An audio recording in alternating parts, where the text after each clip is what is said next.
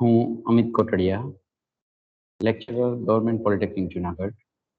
ખૂબ ખૂબ આભારી છું શ્રી દિનેશભાઈ રવજીભાઈ કોટડિયાના, પ્રમુખ શ્રી કોટડિયા ચેરિટેબલ ટ્રસ્ટ ગોંડલ, કે જેમણે વિદ્યાર્થીઓના હિત માટે અથાગ પ્રયત્નો કર્યા છે. અને આ જ અથાગ પ્રયત્નોના ફળ સ્વરૂપે દરેક વિદ્યાર્થીઓ માટે કેવા ભણતરના આગળ કેરિયર છે એના માટેના કાર્યક્રમ એરેન્જ કર્યા છે. એ કાર્યક્રમ અંતર્ગત હું આજે આપ લોકોને અહીં સિવિલ સર્વિસીસ, કે જેને આપણે કહી શકાય સરકારી નોકરીઓ, આ સરકારી નોકરીઓ માટે કેવી રીતે તમારા બાળકને પ્રિપેર કરવા, ખુદ તમે તૈયાર હશો તો તમે તમારા બાળકને હેલ્પ કરી શકશો. તમારા પ્રશ્નોની મૂંઝવણ, આ દરેક વસ્તુઓ સમજવા માટે આ એક નાના એવા વિડીયો મારફતે હું તમને સમજાવવા જઈ રહ્યો છું, જેની અંદર આખા ભારત લેવલ ઉપર કેવી સરકારી નોકરીઓ છે અને આ સરકારી નોકરીઓ આપણે કરવી હોય, આપણા બાળક પાસે કરાવવી હોય, તો આપણે કેવી રીતે એમને ગાઈડન્સ આપી શકીએ. અત્યારે હાલના હું ગુજરાતની અંદર ગુજરાત એન્જિનિયરિંગ સર્વિસીસ વર્ગ 2ની પોસ્ટ ઉપર નોકરી કરી રહી છું. તો એ બી એક પ્રકારની સરકારી નોકરી છે.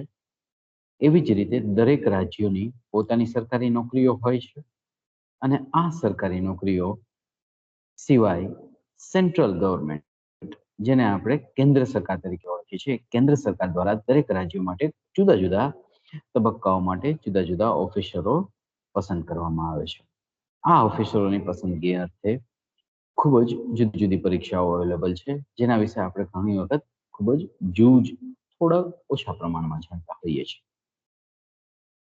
તો આવી નોકરીઓ વિશે આપણે ખૂબ જ ડિટેલમાં જાણી શકીએ. ખુદ આપણે અથવા તમે એક પેરેન્ટ તરીકે જો આ વિડીયો જોઈ રહ્યા હોય તો તમારા બાળકને ફ્યુચરમાં આવા પ્રકારની પરીક્ષાઓ માટે કેવી રીતે તૈયાર કરવા, એના વિશેની થોડી માહિતી મળી શકશે. બીજા શબ્દોમાં કહું તો એક તો વિશાળ દરિયો છે આ બધી પ્રકારની નોકરીઓ. દરેક વિશે વાત કરવા જઈએ તો દિવસો તૂટી પડે એવું છે. પરંતુ થોડો બ્રીફમાં, થોડો શોર્ટમાં દરેક પ્રકારની કેન્દ્ર સરકારને લગતી નોકરીઓ વિશે હું ગાઈડન્સ આપવાની પૂરી ટ્રાય કરીશ. જો કોઈ નોકરી વિશે આપ વધારે ડિટેલમાં માહિતી જાણવા માંગતા હોય, આ વિડીયોના મારફતે તમને આ માહિતી ઉપલબ્ધ ના થઈ શકે એમ હોય, તો આપણા કોટડિયા પરિવારના પ્રમુખ શ્રી દિનેશભાઈ કોટડિયા પાસેથી મારી કોન્ટેક્ટ ડિટેલ મેળવી લેશો અને એમની પાસે પછી જે કોઈ બી તમારી ક્વેરી હોય મને જણાવજો. હું બનતી કોશિશ કરીશ કે તમને એના વિશે પૂરતી માહિતી મળી રહે. Okay, so let us start with our today's session. We are going to talk about civil services of India. ઇન્ડિયાની અંદર કેન્દ્ર સરકાર દ્વારા જુદી જુદી નોકરીઓ આપવામાં આવે છે. હવે આ નોકરીઓ વિશે આપણે વાતો કરીએ એની પહેલા થોડુંક આપણે બેઝિક જાણીએ કે તમારા આજુબાજુમાં ઘણા બધા સરકારી કર્મચારીઓ વર્ક કરે છે અને આ સરકારી કર્મચારીઓ ઘણી બધી જુદી જુદી પોઝિશન ઉપર વર્ક કરતા હોય છે. તો એની અંદર તમારી પાસે સત્તા, પાવર વાળી નોકરીઓ કઈ કઈ છે તમે જોઈ રહ્યા છો. તમે જે ગામની અંદર રહી રહ્યા છો એ ગામ કોઈ તાલુકા સાથે સંલગ્ન છે, એ તાલુકો કોઈ જિલ્લા સાથે સંલગ્ન છે અને એ જિલ્લાની અંદર જિલ્લાના કલેક્ટર હોય છે. તો જે કલેક્ટર લેવલની પરીક્ષાઓ છે એ કેવી રીતે આપી શકાય? તમે જે જિલ્લાની અંદર લોકેટેડ છો એ જિલ્લાના મ્યુનિસિપાલિટી હશે તો એ મ્યુનિસિપલ કમિશનર હશે, તો he is also a IAS officer. તો એ મ્યુનિસિપલ કમિશનર માટેની કઈ પરીક્ષાઓ હોઈ શકે?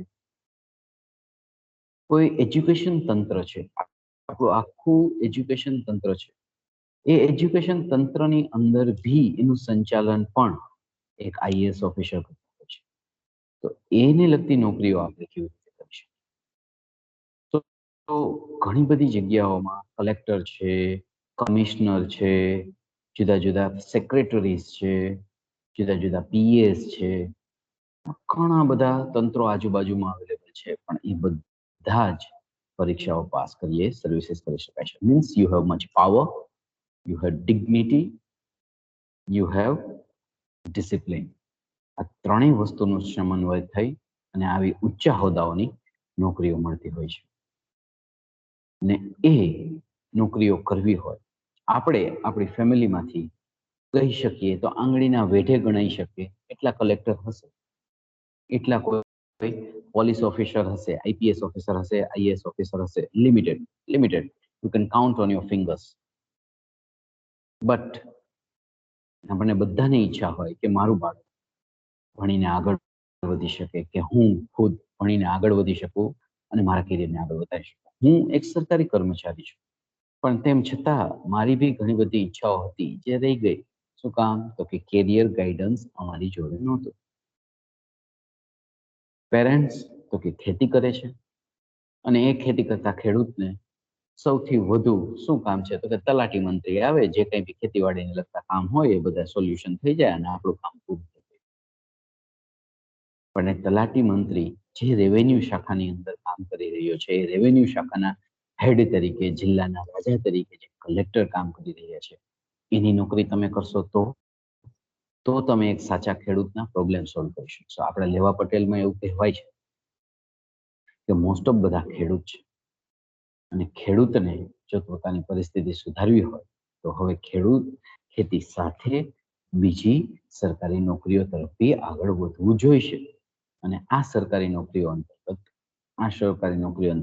આજે આપણે જાણવા માંગીએ છીએ કે આપણે આઈએએસ ઓફિસર કેવી રીતે બની શકાય, આઈપીએસ ઓફિસર કેવી રીતે બની શકાય, અને આ સિવાય આપણે બધી જ જગ્યાએ ઘણા બધા પિક્ચરોની અંદર, ઘણી બધા સિરિયલ્સની અંદર, કેરિયર ગાઈડન્સ પ્રોગ્રામની અંદર આ બે જ શબ્દ સાંભળીએ છીએ: IAS officer, IPS officer, IAS officer, IPS officer. Only two words.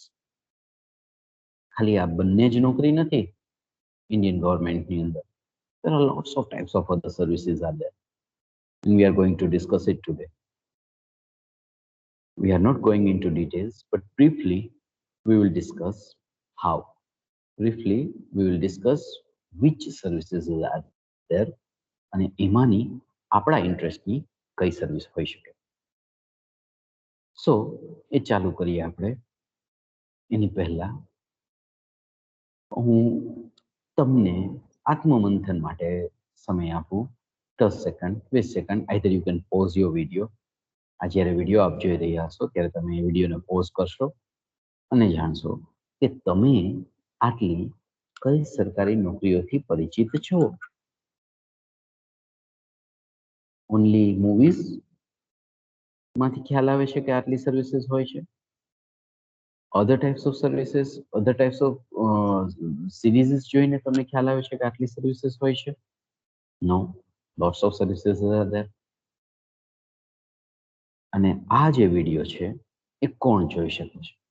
કે જેમનું બાળક ફ્યુચરમાં આવવાનું છે, ત્યારથી માંડીને જેમનું બાળક 12મું ધોરણ ભણી રહ્યું છે. એટલા લોકો જો તમારા બાળકો માટે આ વિડીયો સાંભળશો તો તમને ખ્યાલ આવશે કે આટલા પ્રકારની સર્વિસીસ હોય, આવી રીતે તૈયારીઓ હોઈ શકે, સમયાંતરે એની અંદર ફેરફાર થતા હોય છે. એ ફેરફારને આપણે પહોંચી વળીએ, પણ ખ્યાલ તો હોવો જોઈએ કે કઈ પ્રકારની સર્વિસીસ હોય છે. રાઈટ. સો હવે હું તમને એક પ્રેઝન્ટેશન બતાવવા જઈ રહ્યો છું.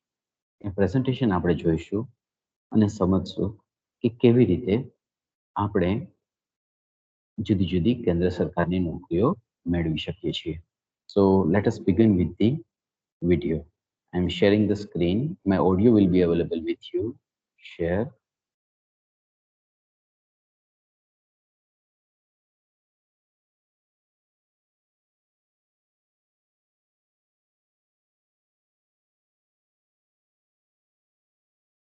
Just a second.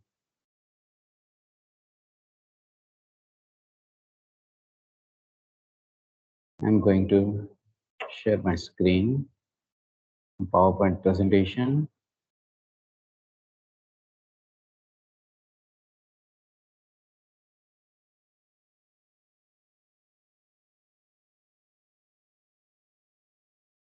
Okay, in a few minutes, it will be there. Now screen is with you guys. Civil services. Our today's topic is civil services. Why? શું કામ? When? ક્યારે? અને how? કેવી રીતે?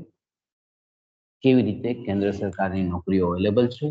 કઈ કઈ છે? અને કેવી રીતે આપણે એ પરીક્ષાઓ આપી શકીએ છીએ? Let us move further.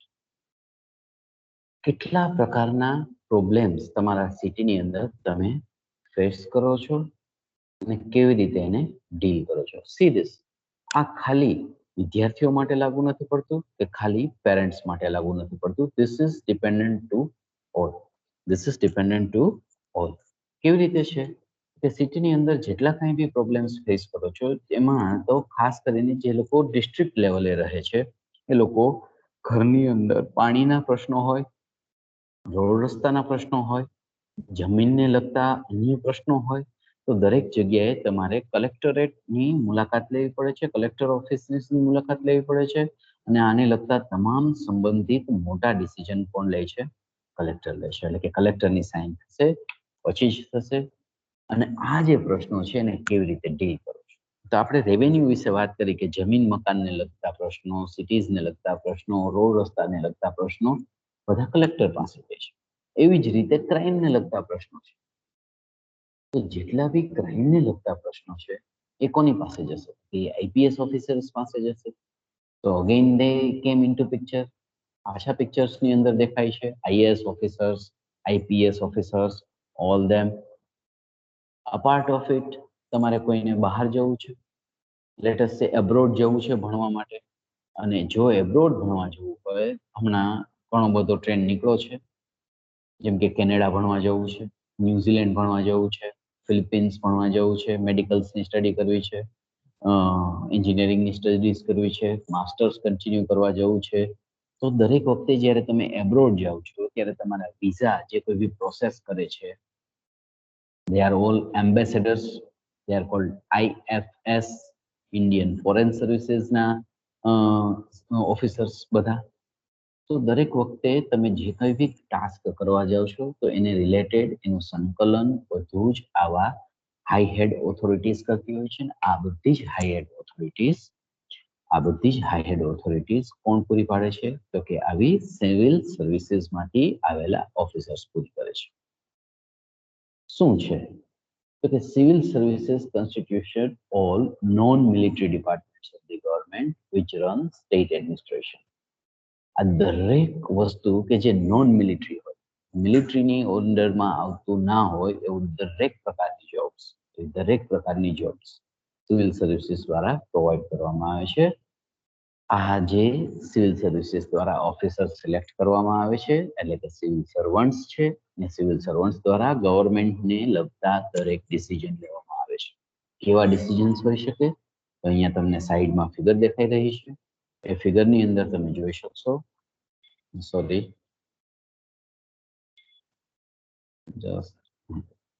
એની અંદર તમે જોઈ શકશો રૂલ્સ અને પોલિસીસ બનાવવા, વાઇલ્ડ લાઈફ કન્ઝર્વ કરવી, લો એન્ડ ઓર્ડરને મેન્ટેન કરવા,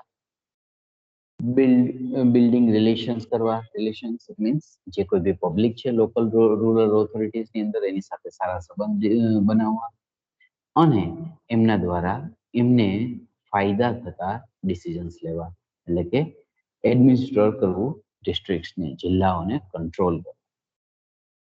આ બંને વસ્તુ પ્રોવાઈડ કરે છે. શું?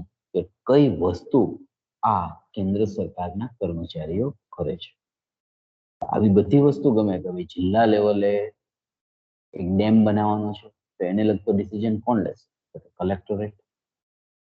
આ જિલ્લામાંથી આટલા લોકો અવેલેબલ છે કોઈ આ ફોરેન સર્વિસીસ માટે, તો એનો ડિસિઝન કોણ લેશે? કોઈ આઈએફએસએસ લઈ શકશે.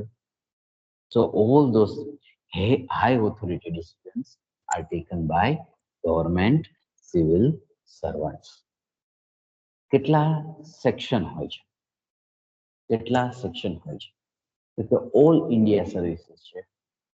ઓલ ઇન્ડિયા સર્વિસીસની અંદર મુખ્ય 3 સેક્શન છે. One is Indian Administrative Services, that is called IAS. Second is Indian Police Services, they are called IPS. And the third is Indian Forest Services. Indian Forest, the forest no raja kon, IFS. They are called All India Services. And then comes Central Services. Central Services માં જે સૌથી પહેલું heading લગાવેલું છે, Indian Foreign Services. They are called ambassadors. They travel in luxurious cars.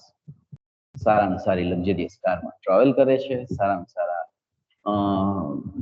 હોદ્દાઓ મળે છે એમને, other countries એબ્રોડમાં travel કરે છે, એબ્રોડ રહીને જ એમને સર્વિસીસ આપવાની હોય છે, દેટ ઇઝ IFS. તો IFS થવું હોય તો શું કરવું જોઈએ? ક્રીમ જોબ છે, સારી જોબ છે, તો સારી જોબ માટે એપ્લાય કરવા વાળા બી જ્યાં બધી પબ્લિક અવેલેબલ હોય છે. તો આવું કરવા માટે જે પબ્લિક અવેલેબલ છે આપણી પાસે, એના માટે તમારી પાસે સારા એવી એજ્યુકેશન બી હોવું જોઈએ. મીન્સ તમને 2 કે 3 ઇન્ડિયન લેંગ્વેજીસને બાદ કરતા અધર કન્ટ્રીઝની 3 લેંગ્વેજ આવડવી જોઈએ. જેમ કે ઇન્ડિયામાં રહેતો હોય તો ઇન્ડિયામાં એને ઇન્ડિયન એટલે કે હિન્દી આવડે છે, ગુજરાતમાં રહે છે તો ગુજરાતી બી આવડે છે, અને સાથે સાથે ઇંગ્લિશનો બી સારો એવો ખ્યાલ છે. પણ એ 3માંથી એક બી લેંગ્વેજ એ કન્સિડરેશનમાં આવશે નહીં. He must be knowing Spain or Spanish. He must be knowing Chinese, maybe Nepali, maybe you can ask for Bangladeshi, you can ask for Russian, lots of other countries' languages. So you must be profound. You must be profound in your language. You must be profound in your other country languages. તો તમે IFS માટે selection થવાના chances કેવા છે? વધારે છે. Indian revenue services in Indian, custom and excise service, custom વિશે ખ્યાલ હોય, જે લોકો એક્સપોર્ટ બિઝનેસ સાથે સંકળાયેલા હોય એને ખ્યાલ હોય કે કસ્ટમ ડિપાર્ટમેન્ટ શું છે. તો કે શિપ્સ રિલેટેડ, એરક્રાફ્ટ રિલેટેડ બહારની કન્ટ્રી સાથે તમે જ્યારે કોઈ વસ્તુ એક્સપોર્ટ કરો છો કે કોઈ કન્ટ્રીની અંદર બનતી પ્રોડક્ટ આપણે ઇન્ડિયાની અંદર મંગાવો છો તો એ કસ્ટમ્સમાંથી પાસ થશે. જૂનું એક્ઝામ્પલ લઈએ તો કે આપણા ગામની અંદર મોટા તાલુકા લેવલે કે ગામડાની અંદર એન્ટ્રી થતા પહેલા 20 વર્ષ પહેલા જકાત નાકાઓ હતા. જકાત નાકાઓ જેવું જ કામકાજ છે. જકાત નાકાઓ જેવું જ કામકાજ છે આનું એક્સાઇઝ અને કસ્ટમ્સ.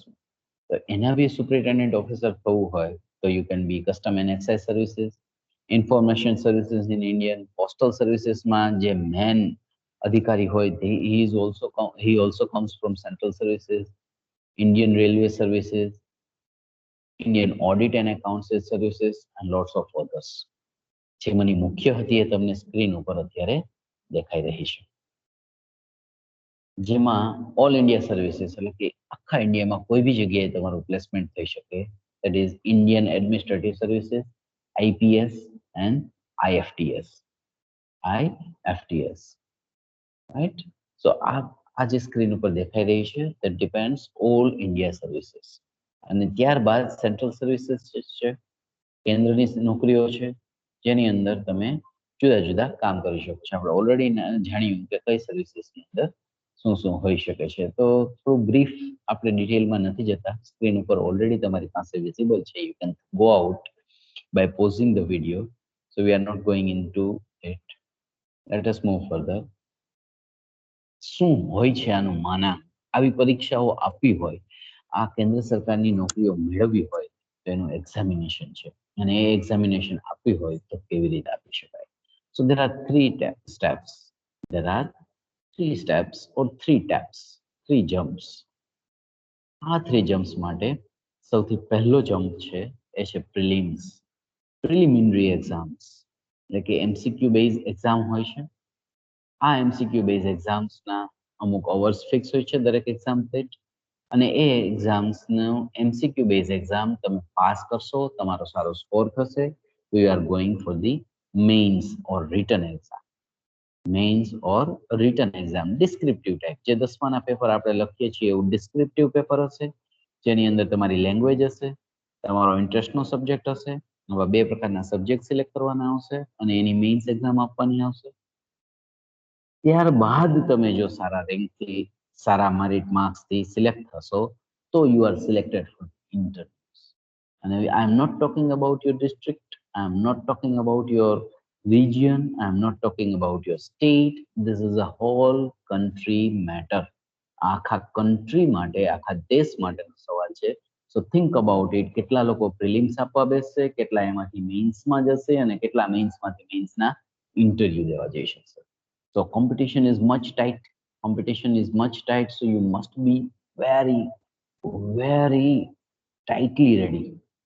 કોઈ બી જગ્યાએથી આપણા ખીચામાંથી નોલેજ બહાર ન પડી જવું જોઈએ. એટલી નોલેજ લઈને તમારે પ્રિલિમ્સ આપવા જવી જોશે, એનાથી વધુ નોલેજ લઈને તમારે મેઇન્સ આપવા જવી જોશે અને મેઇન્સ આપ્યા પછી તમારામાં ડિસિઝન પાવર શું છે, એડમિનિસ્ટ્રેશન શું છે, how can you tackle situations, કેવી રીતે તમે સિચ્યુએશન્સ ટેકલ કરો છો, એ તમારા ઇન્ટરવ્યુઝની અંદર મેજર કરવામાં આવશે અને એના પછી તમારા માર્ક્સ પર તમને ડિફરન્ટ રેન્ક્સ પ્રોવાઈડ કરવામાં આવશે. કોણ એલિજિબલ છે, કોણ કોણ આ પરીક્ષાઓ આપી શકે છે? કોઈ ભી વિદ્યા શાખા, એટલે કે સાયન્સ છે, કોમર્સ છે, આર્ટ્સ છે, એનીવન કેન ડુ ઇટ. સો ઘણા બધા એમ કહેતા હોય છોકરાને આર્ટ્સ કરાવી દીધું, પાસ થઈ ગયા, કામ પૂરું થઈ ગયું. Not like that. આર્ટ્સ વાળો સ્ટુડન્ટ બી કલેક્ટર બની શકે છે.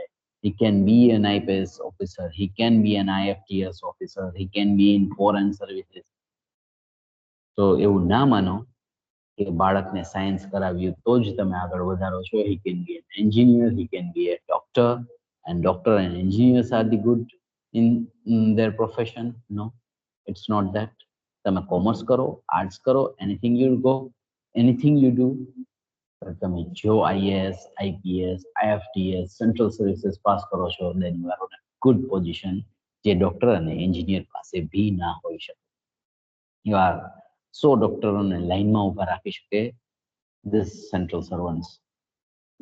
કોની પાસે એલિજિબિલિટી છે, કોણ કરી શકે છે? તો કે કોઈ ભી વિદ્યા શાખાનો ગ્રેજ્યુએટ હોય, એટલે કે કોલેજ 3 વર્ષનો કોલેજ કાર્યક્રમ પૂરો કરેલો હોય, એન્જિનિયરિંગ હોય તો 4 વર્ષ પૂરું કરેલું હોય, MBBS પૂરું કરેલું તો 5 વર્ષ પૂરા કરેલા હોય. If you are a graduate, then you can apply for the civil services. અને ઘણી બધી વખત નહીં, પણ એના સિવાય જે લોકો પોતાના ગ્રેજ્યુએશનના લાસ્ટ યરમાં છે એ લોકો પણ આવી એક્ઝામ આપી શકે છે. ઉંમર ખાસ લિમિટેડ છે. 21 વર્ષથી માંડીને 23 વર્ષ સુધીની 21 વર્ષથી માંડીને 30 વર્ષ સુધીની ઉંમરના વ્યક્તિઓ જ આવી પરીક્ષાઓ આપી શકે છે. એમાં એજ માર્જિન્સ નથી. I am not talking about excessive age. વધારાની એજ ઘણી બધી રિઝર્વેશનમાં આપવામાં આવે છે, but we belong to open category. અને સેન્ટ્રલ લેવલ ઉપર ઓપન કેટેગરીને ઉંમરમાં કોઈ પણ છૂટછાટ મળતી નથી. બહુ સ્પેસિફિક રિજિયન છે. જો ટાઈમે ડિસિઝન લેવામાં ન આવ્યો, then decision is out of your hand and the opportunity has gone. તો રિઝર્વેશન છે એ લોકો માટે પણ ચાલે છે, એ લોકો ભી એપ્લાય કરી શકે છે.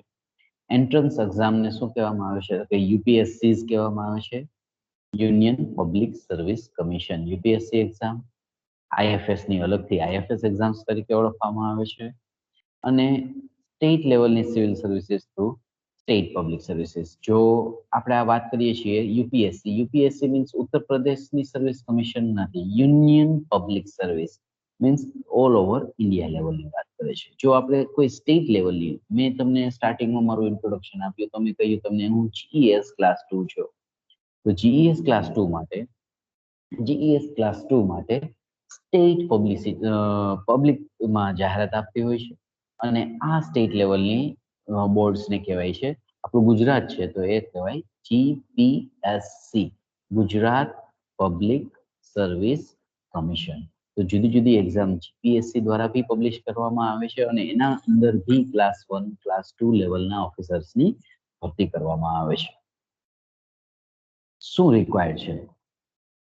તો કે ભાઈ કોચિંગ ઘણી બધી વખત લેવું પડે છે, ઘણી બધી વખત કોચિંગ લેવાની જરૂર નથી. ઇફ યુ આર ડિટરમિન્ડ, તમે એક વખત નક્કી કરી લીધું, મગજની અંદર ગાંઠ બાંધી લીધી છે કે I want to be a central government officer, હું એક ઊંચા હોદ્દાનો ઓફિસર બનવા માંગુ છું, કોચિંગ ક્લાસીસની જરૂર નથી, you can prepare by yourself.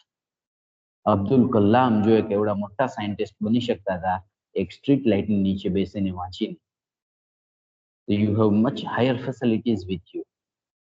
સામાન્ય ખેતી કરવા વાળાના બાળકો પણ ઘરે સારી એવી ફેસિલિટી ભોગવી રહ્યા છે અત્યારે.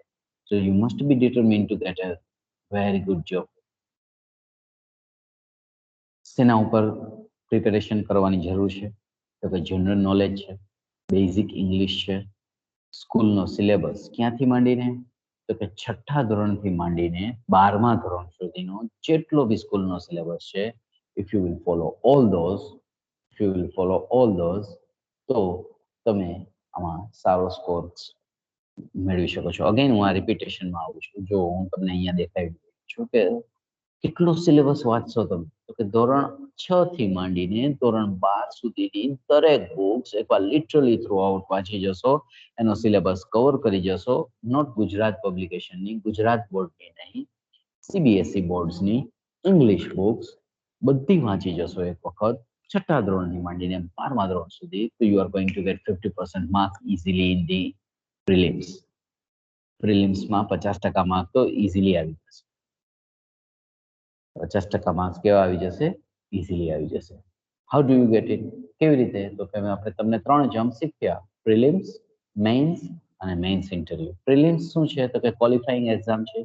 તો જો બધો માસ આવી ગયો, 1 લાખ પબ્લિક પ્રિલિમ્સ માટે બેઠી છે, એની અંદર લિમિટેડ પબ્લિક સિલેક્ટ કરશે. કેટલા હોય છે? તો કે 2 પેપર હોય છે, મલ્ટિપલ ચોઇસ પેપર હોય છે, એમસીક્યુ બેઝ હોય છે, multiple choice question. MCQ means multiple choice question.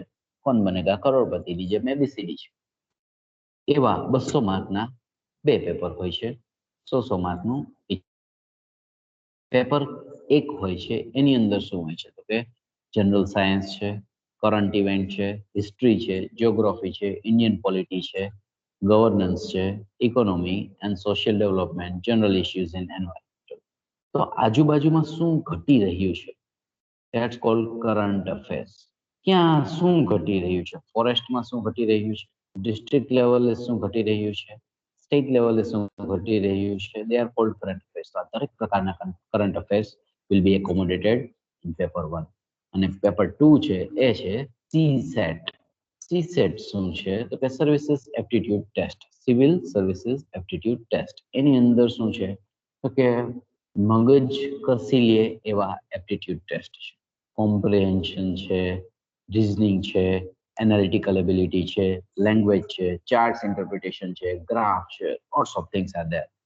જો તમે વ્યવસ્થિત ક્રમબદ્ધ તૈયારીઓ કરશો તો તમે આને ઇઝીલી થ્રુ આઉટ પાસ કરી શકશો. મેઇન એક્ઝામ શું છે?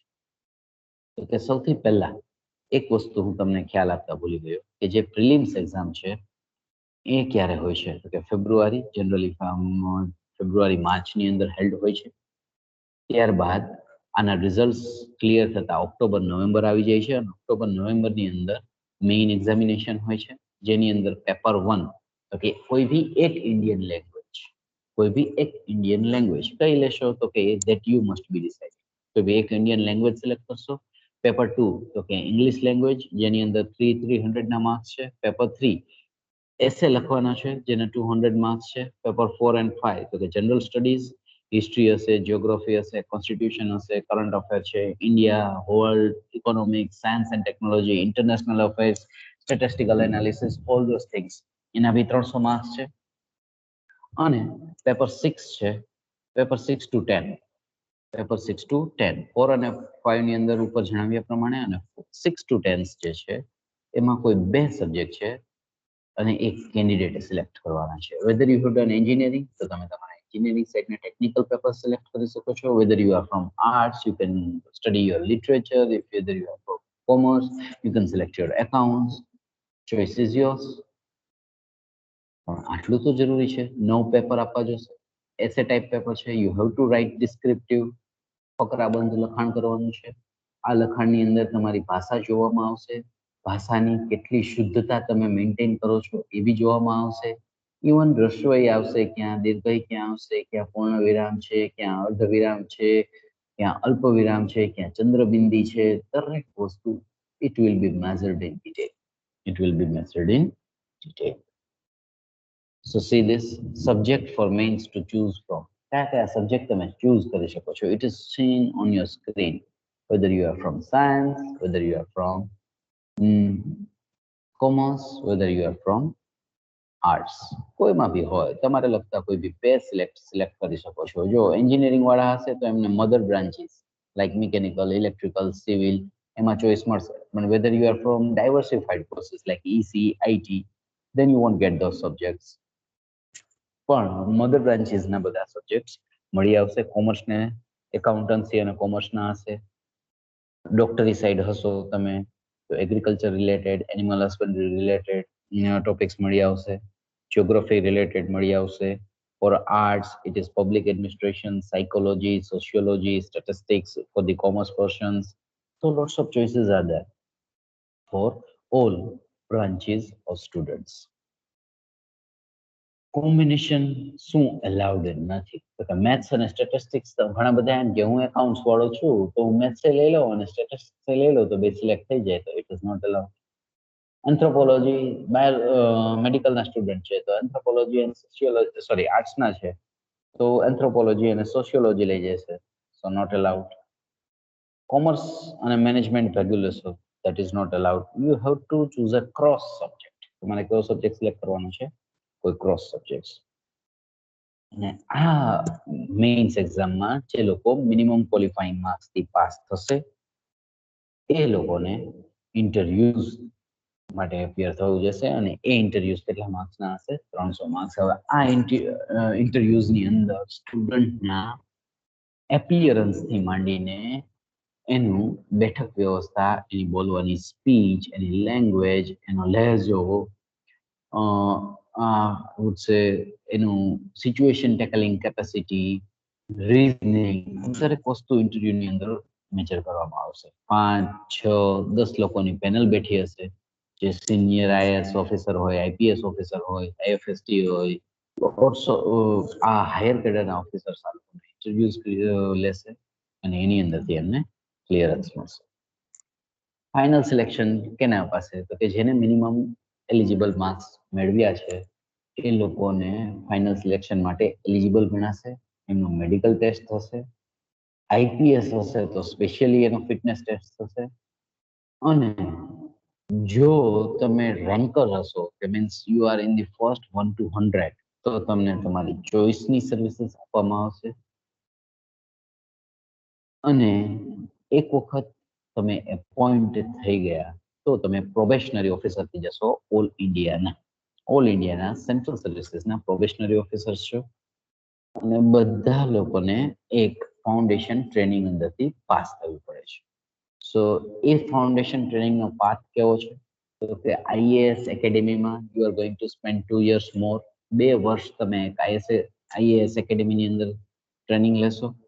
પછી એ કેના માટે છે? તો કે આઈએએસ માટે, ઇન્ડિયન એડમિનિસ્ટ્રેટિવ સર્વિસીસ માટે. પછી sub divisional magistrate, under secretary or deputy secretary state, district magistrate અને કમિશનર ઓર સેક્રેટરી. તો મેં હમણાં ખ્યાલ આપ્યો હતો તમને કે ઘણા બધા ખાતાઓ એવા છે કે જેમાં કમિશનર છે, municipal commissioner. So you can B over there on the commissioner post. આ દરેક માટેના મિનિમમ યર્સ છે. Series if you pass this exam at an age of 25 years તો 37 વર્ષે તમે આઈએએસ ઓફિસર થશો. નેક્સ્ટ 4 વર્ષ કમ્પ્લીટ કરીને તમે સબ ડિવિઝનલ મેજિસ્ટ્રેટના લેવલે પોસ્ટ પહોંચશો. ત્યારબાદ નેક્સ્ટ 2 yearsની અંદર એટલે કે 33 yearsની એજ ઉપર ડેપ્યુટી સેક્રેટરી. ત્યારબાદ ડેપ્યુટી સેક્રેટરી પછી ડિસ્ટ્રિક્ટ ડીએમની પોસ્ટ ઉપર તમે 10 years કાઢશો એટલે કે 43 અને ત્યારબાદ તમે હાયર એક કમિશનરની એજ ઉપર પહોંચશો. ફોરેસ્ટ સર્વિસીસ હોય તો એ લોકોના પેપર્સ કેવી રીતના છે એ તમને સ્ક્રીન ઉપર દેખાઈ રહ્યા છે. કેવી રીતે સિલેક્ટ કરી શકાય છે, કયા ક્રોસ સિલેક્ટ કરી શકો છો, that is all available on the screen. IFS forest માટે કયા સબ્જેક્ટ ચોઈસ કરી શકાય, સબ્જેક્ટ કોમ્બિનેશન કયા અલાઉડ નથી, that is also available on the screen. You can see by pausing the video. બહુ ટાઈમ નહીં લો એના માટે. Rewards and challenges. Rewards and ચેલેન્જીસની અંદર પર્ક્સ મીન્સ મહેનતાણું બહુ સારું છે, પ્રેસ્ટીજ છે, પાવર છે, જોબ સિક્યુરિટી સુપર્બ છે, કોઈ દિવસ એમાંથી નીકળવાના નથી, મલ્ટિપલ ડિપાર્ટમેન્ટ એક્સપોઝર છે, રિસ્પોન્સિબિલિટી બહુ છે, એકચ્યુઅલી મેક એ ડિફરન્સ, કે તમે સમાજમાં અલગ તરી આવો છો. ઘણા બધાને શોખ હોય કે અત્યારે બાહુબલી નેતાઓની જેમ નેતા હોય છે, એમ જેમ પાવર હોય છે, એના કરતા વધુ પાવર કેનું છે? કલેક્ટર્સનો છે, આઈપીએસ ઓફિસર્સનો છે. You can see around you. અને શું વજનવાળી વસ્તુઓ છે, એક્સ્ટ્રીમલી કોમ્પિટિટિવ એક્ઝામ, ખૂબ જ કોમ્પિટિશન, જેના માટે તડામાર તૈયારીઓ થશે તો જ થઈ શકશે. Non city life in initial years, સ્ટાર્ટિંગના વર્ષોમાં સિટી લાઈફ મળશે નહીં. બહુ જે વસ્તુઓ છે થોડી થોડી ધીરે મૂવ થશે, અને પોલિટિકલ ઇન્ટરફરન્સ થોડો ઘણો છે એની અંદર, એવું કહી શકાય. કઈ કઈ ક્વોલિટીઓ હેલ્પ કરી શકે તમને આવી પરીક્ષાઓ આપવી હોય તો? તમારી અંદર કઈ ક્વોલિટીઓ હશે? ડિસિઝન ટેકિંગ કેપેસિટી, ખૂબ જ વાંચવાની ટેકનિક તમારી પાસે હોવી જોઈએ. કરંટ અફેર્સ અને જનરલ નોલેજ માટે એમ્પથાઇઝ હોવા જોઈએ તમે. મલ્ટીટાસ્કિંગ હોવા જોઈએ તમે લોકો. ગુડ એડમિનિસ્ટ્રેટર હોવા જોઈએ. કોન્ફ્લિક્ટ મેનેજમેન્ટ, એટલે કે આવી કોઈ સિચ્યુએશન હોય એનું કોન્ફ્લિક્ટ મેનેજમેન્ટ હોવું જોઈએ, અને એડેપ્શન હોવું જોઈએ તમારી પાસે. જેવી સિચ્યુએશનની અંદર તમે પ્લેસ કરે એવી સિચ્યુએશનની અંદર તમે રહી શકો. શું ફીસ છે? તો કે આવી પરીક્ષાઓ આપવા માટેની ફીસ બહુ નોમિનલ છે, દેટ ઇઝ negligible, like ₹1000. શું 1000 રૂપિયાથી વધારે તમારે ખર્ચો થતો નથી. ઘણા બધા કોચિંગ ક્લાસીસ લેતા હોય છે, તો કોચિંગ ક્લાસીસ માટે તમારે ઘણો બધો ખર્ચ વેઠવો પડતો હોય છે. અને આવો ખર્ચ કરશો, અને જો તમે પાસ થશો, ઇફ યુ આર ડિટરમાઇન્ડ, જો તમે ડિટરમાઇન્ડ હશો, તમે જો તમારા બાળકને સાચી ગાઈડન્સ આપી શકશો, તો તમારે આટલો ખર્ચ જોવા પાત્ર રહેતો નથી, જોવા માટે રહેશે નહીં. કેટલી સેલરીઝ હોય છે? કે આ જે સેલરીઝ તમને દેખાઈ રહી છે સ્ક્રીન ઉપર, એમાં એન્ટ્રી લેવલ માટે એવરેજ સેલરી છે, પ્રોફેશન માટે બી એવરેજ છે, સિનિયર લેવલ માટે ખૂબ જ સારી એક્સેલન્ટ ટાઈપ્સ ઓફ સર્વિસીસ છે. બધા જ એક્સપેન્સીસ કવર થઈ જાય છે, અને તેમ છતાં બી પર મંથ સારી સેલરી તમને અહીંયા સ્ક્રીન ઉપર દેખાઈ રહી છે. કોણ પ્રેરણાદાયી હોય છે? વિજયલક્ષ્મી પંડિતજી, ઇન્ડિયાના પહેલા president of General Assembly, United Nations General Assembly. Ronan Sen, former ambassador of India to the United States of America. જે Ronan Sen છે, he is an IFS, Indian Foreign Services Officer. Kiran Bedi, IPS officer, first women police officer. ત્યાંથી તૈયારી કરી શકો છો. તો કે the સ્ક્રીનમાં તમને 4 વેબસાઇટ્સ દેખાઈ રહી છે: UPSC, civil services, competitive review and one step up. તો આ જે વન સ્ટેપ જે પીપીટી હું તમને દેખાઈ રહ્યો છું, this hall PPT credit goes to onestep.in, onestepup.in. એમની આખી પીપીટી મેં તમને અહીંયા સ્ક્રીન ઉપર બતાવી રહી છે. એના સિવાય તમે શું કરી શકો છો, તો કે ન્યૂઝપેપર રેગ્યુલરલી વાંચી શકો છો, મેગઝિન્સ વાંચી શકો છો. સો આ બધી વાતો થઈ આપણી. આના સિવાય કઈ કઈ અધર સર્વિસીસ હોઈ શકે? તો Indian railway traffic services, IRTS, IRS, IRPS, IRPF, IDAS, ICAS, IOFS, IDES, and PNTA accounts and finance services. So lots of services are there. જો તમે એક વખત તમારા બાળકને પ્રિપેર કરશો આવી પરીક્ષાઓ માટે, તો there will be a better solution of it. ઘણી બધી પરીક્ષાઓ છે જે વાલીઓના બાળકને કંઈક આવી પરીક્ષાઓ માટે તૈયાર કરવા માંગે છે, એ વાલીઓ અત્યારથી ડિટરમિન કરી લે કે તમારા બાળકને તમે થોડી થોડી માહિતી આપતા જાઓ. સરાઉન્ડિંગમાં કલેક્ટર કચેરી છે, બીજી કોઈ કચેરીઓ છે, એને ટાઈમ આપો, બાળકને રેગ્યુલરલી વિઝિટ કરાવો. સો હી મસ્ટ બી અવેર કે આજુબાજુમાં જે તંત્ર ચાલી રહ્યું છે એ તંત્ર કેવું છે, કેટલા વ્યક્તિઓ હોય અને કેવું એનું મેનેજમેન્ટ હોય. કારણ કે ભારતની મોટી કરુણતા એવી છે કે આપણે ચૂંટણી ટાઈમે મત દેવા છતાં જઈ રહીએ છીએ, પણ એ ચૂંટણી શેની છે? જે નેતાને આપણે સિલેક્ટ કરીને લાવીએ છીએ એ કેવી રીતે આવે છે, એ બંધારણથી આપણે પરિચિત નથી. સો એ કરુણતાને દૂર કરીએ, આગળ વધીએ, અને આપણા બાળકને બી આપણે કેન્દ્ર લેવલની સરસ નોકરીઓ અપાવી શકીએ. એના માટે મેં તમને બહુ માઇનર એવું ગાઈડન્સ આપ્યું છે. એ માઇનર એવા ગાઈડન્સને તમે ફોલો કરી અને જરૂરિયાત પડે ત્યારે મારો કોન્ટેક્ટ કરશો Dineshbhai through. No issues in it. વળી પાછા અંતમાં હું એટલું કહીશ કે આપણે શ્રી દિનેશભાઈ કોટડિયાના ખૂબ ખૂબ આભારી છીએ કે જે વક્તાઓને ગોતી લાવે છે અને પરિવાર સુધી, આપણા કોટડિયા પરિવાર સુધી જરૂરી ઉપલબ્ધ ગાઈડન્સ ઉપલબ્ધ કરાવે છે. તો સૌને જય માતાજી. ફ્યુચરમાં કોઈ બી જરૂરિયાત પડે તો 100% મારો કોન્ટેક્ટ કરશો. અત્યારે હાલ હું ગવર્મેન્ટ પોલિટેકનિક જુનાગઢમાં એઝ અ લેક્ચરર વર્ક કરી રહ્યો છું. કંઈ બી જરૂરિયાત હોય તો દિનેશભાઈ થ્રુ મારો કોન્ટેક્ટ કરી શકો છો. જય હિન્દ, જય ભારત.